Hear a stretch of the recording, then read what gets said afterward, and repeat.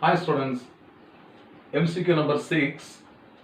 Two wires are made up of the same material and have the same volume.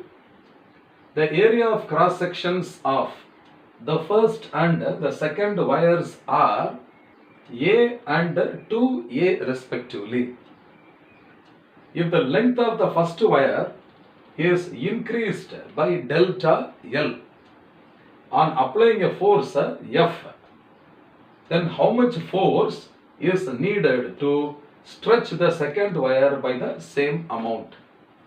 Again, it is a very interesting problem, very important question which is asked very frequently in the NEET and JEE entrance exam. So, we have to read the problem till we understand. இப்போ என்னென்ன கொடுத்துருக்குது அப்படிங்கிறத நம்ம understand பண்ணிக்கணும்ப்பா. First clue என்ன கொடுத்துருக்கு? Both the wires are of the same மெட்டீரியல்னு கொடுத்துருக்கு. அப்படின்னா என்ன? they have the same Young's modulus. இதுதான் பியூட்டிஃபுல்லான ஹிண்ட் இங்க. Young's modulus same. அந்த ரெண்டு வயர்ல ஒரு வயர் திக்கா இருக்கு, இன்னொரு வயர் தின் வயர். ஏன்?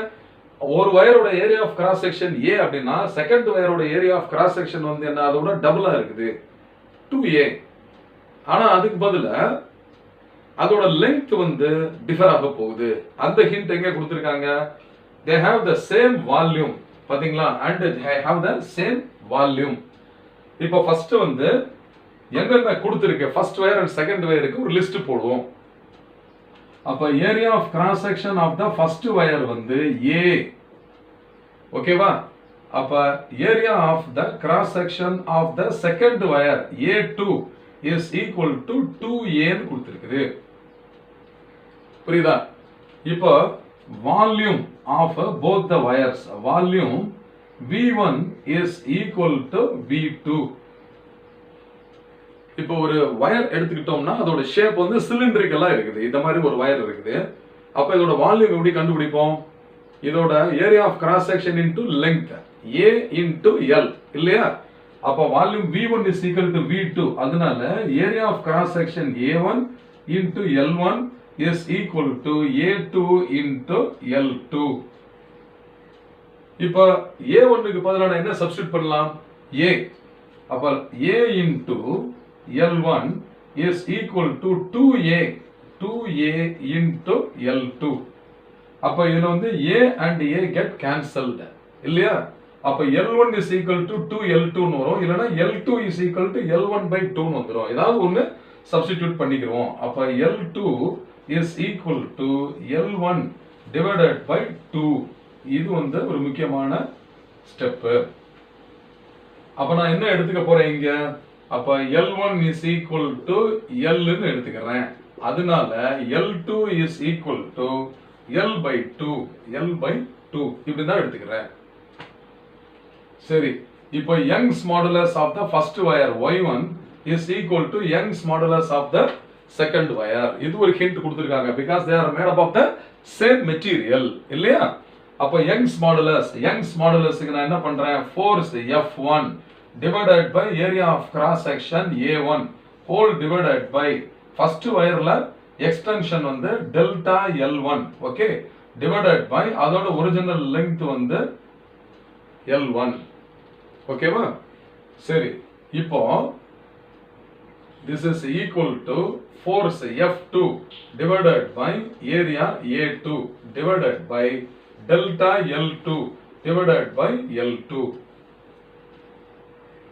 இப்போ இந்த क्वेश्चनல என்ன கொடுத்திருக்காங்க அப்படினு கேட்டிங்கனா, if the length of the first wire is increased by delta L to stretch the second wire also by the same amount ன்னு கொடுத்திருக்காங்க இல்லையா? அப்ப delta L1 is equal to delta L2 because both the wires are stretched by the same length amount. அதனால இத நம்ம cancel பண்ணிக்கலாம். புரியுதா?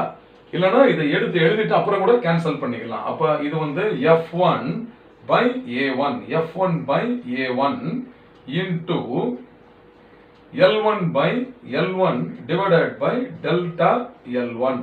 Okay, so this is equal to F2 divided by A2 into L2 divided by delta L. இது ரெண்டையும் cancel பண்ணிடலாம். இப்போ delta L1 is equal to delta L2 because both the wires are stretched by the same amount. இப்போ இந்த F1 is equal to F ன்னு கொடுத்திருக்காங்க. அப்ப F2 is equal to how much அப்படிங்கறத நம்ம கண்டுபிடிக்கணும். புரியுதா? அப்ப இந்த ரிமைனிங் ஃபேக்டர்ஸ் L1 L2 இருக்கு இல்லையா, அதை ஈக்குவேட் பண்ணிக்கிறோம். அதே மாதிரி A1 and A2 ஈக்குவேட் பண்ண போறோம் in terms of A and L. அப்ப F1 into L1. அப்ப F1 okay into L1. L1 is equal to L. புரியுதா? அப்ப F1 into L divided by area A1. A1 க்கு பதிலா என்ன போடலாம் நம்ம?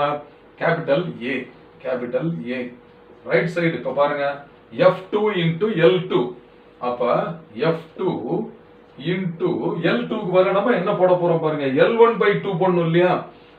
அப்ப இது L by 2. அப்ப இது வந்து L by 2. This is L divided by 2 into area A2 இருக்கு பாருங்க, A2 க்கு பதிலா நம்ம என்ன சப்ஸ்டிட்யூட் பண்ணலாம்? 2A. அப்ப 2 into இது 2A ன்னு வந்துரும். இப்போ எது கேன்சல் ஆகுதுன்னு நீங்களே பாருங்க. A and A get cancelled. இந்த L and L get cancelled. Or F1 is equal to F2 divided by 2 into 2 4. Or what is F2 is equal to 4 times F1. This is equal to 4 times F ன்னு வந்துருது. புரியுதாப்பா? அப்ப என்ன கேட்டிருக்காங்க? how much force is needed to stretch the second wire அப்படினா F2 கேட்டிருக்காங்க by the same amount. அப்ப F2 is equal to 4 times F ன்னு வருது. அப்ப எது ஆப்ஷன் கரெக்ட் பாத்தீங்களா? Option B is the correct answer. Therefore option B is the correct answer. இப்போ இந்த மாதிரியான சம்ஸ் பாத்தீங்கன்னா எடுத்த உடனே கொஞ்சம் டிஃபிகல்ட்டா தெரியும் நமக்கு. அதனால தான் இந்த மாதிரி நம்ம எழுதிக்கணும். அது என்னென்ன கொடுத்துருக்காங்களோ அது எல்லாத்தையும் நம்ம என்ன பண்ணணும், இந்த given quantities எல்லாத்தையும் எடுத்து இந்த மாதிரி எழுதிட்டோம்னா நம்மளுக்கு சப்ஸ்டிடியூஷன் பண்ணும்போது ஈஸியா இருக்கும். அப்ப காம்படிட்டிவ் எக்ஸாம் போற ஸ்டூடெண்ட்ஸ் கம்பல்சரியா இந்த மாடல்ல நிறைய சம்ஸ் செஞ்சு பார்த்துக்கோங்க. இது ஒரு நல்ல பிரில்லியன்ட் சம். புரிஞ்சிட்டீங்களா? I hope you have understood well. Fine.